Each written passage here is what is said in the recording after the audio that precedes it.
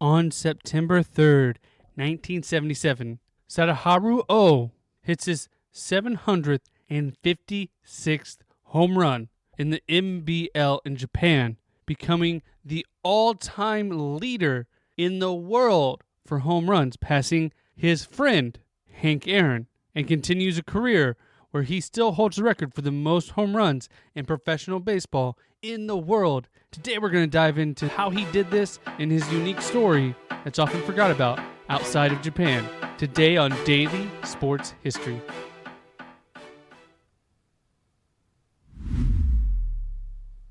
Welcome to Daily Sports History. I'm Ethan Reese, your guide to a rapid deep dive into sports history every day. And today's trivia question is, what home run hitter from Major League Baseball did Sadaharu Oh face off against?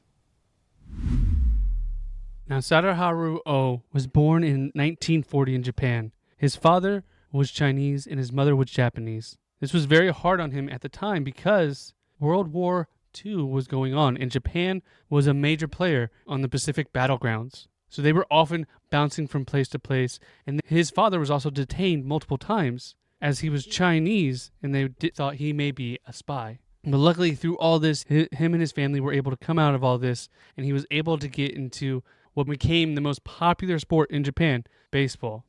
And in Japan, professional baseball didn't start until the 1930s, just a little bit before he was born. But it had a huge boom, especially after World War II, because their pro league started to develop more and more, and they actually started to get more Americans to come over and play. And this helped boom the sport to now it is over twice as popular as the second most popular sport, which is sumo wrestling. And part of this boom was because of O. Now, a little understanding about baseball in Japan, especially in the 1950s and 60s and 70s when O was playing, it's huge. And just imagine if you're in America, Texas, what do we know about Texas? Texas, high school football and college football is number one. And that's what it's like in Japan, except for baseball. So high school baseball and their national tournament for high schoolers is very, very popular. And O had the opportunity to pitch in this. He actually started out as a pitcher, just like Babe Ruth and many other players. And he was a very good pitcher. He led his team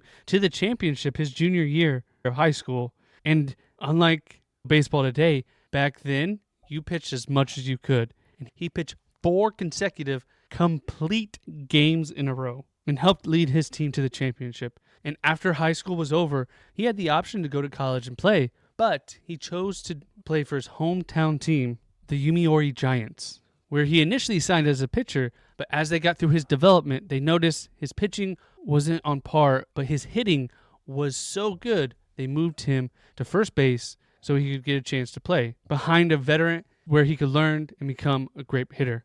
And he struggled his first year. His rookie year, he batted .161. But every year he got better and better. His second year he batted .270, and eventually he worked his way to hitting over .300 for the rest of his career. And what really led to his change was in his second season, they got a new hitting coach that really worked on his hitting and changed his stance from being a normal stance that we see today to a very unique stance we don't see very often, which is called a flamingo stance. It's called that because he regularly stands on one leg. He was a left-handed batter, and so he would stand with his right side towards the pitcher. And as the pitcher was getting ready to throw the ball, he would lift his right leg up almost to a 90-degree angle and then step into his swing. And this created a great way for him to not lunge and to keep his timing through every pitch. And it helped him so much that it led him to be one of the greatest hitters and is one of the most iconic poses that you see all the time. And he would practice this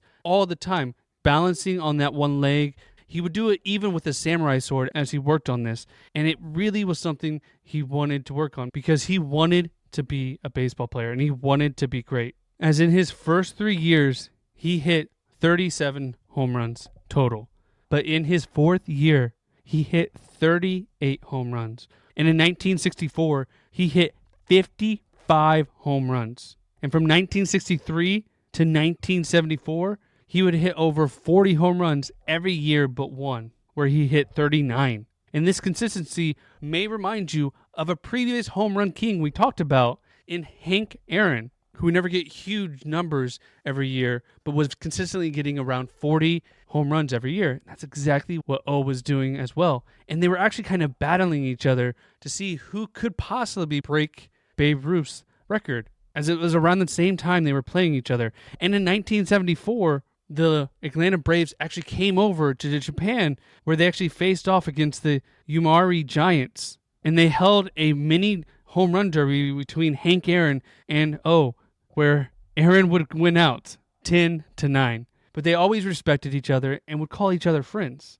And many times they would hold these exhibition games in the 60s and 70s where they would bring MLB teams over here and they would have actual competitive battles. And this really showed that he wasn't just hitting in an underground league.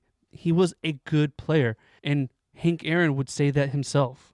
And he started his career in 1959. And it would go all the way till 1980, when at the age of 40, he would finally retire with a career batting average of 301, having finished third all-time in the Japan League in hits with 2,786, and would finish his career with 868 home runs, which is still the record all-time for the most home runs by a professional baseball player. Now, many people say, well, the Japan League isn't as good as the Major League Baseball, especially back then. And maybe there's a little bit of difference, but it shows he was good. And he faced off against good hitters and good players throughout his career, as they would hold exhibition games in America, hold exhibition games in Japan, and they would face off against each other. And he got praises from players after players saying he was one of the best players in the world. And it wasn't until more recently that we've been getting players from Japan regularly, as many players in Japan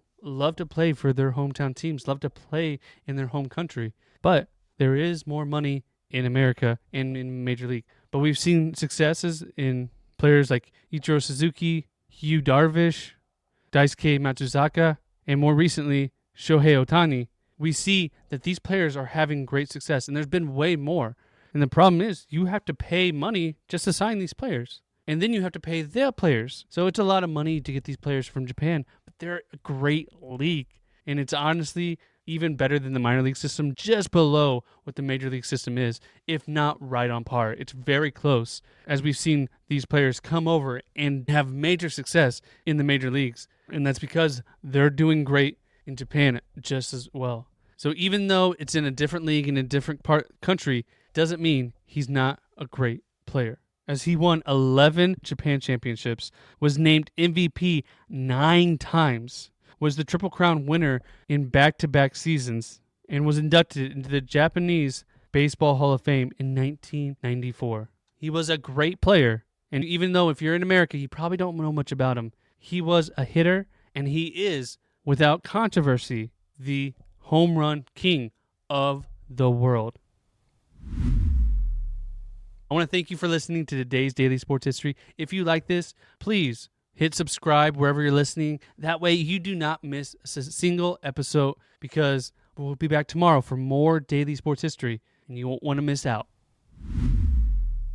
And the answer to today's trivia question, what home run hitter from Major League Baseball did Sadaharu Oh face off against? And the answer is Hank Aaron, who won the home run derby 10-9.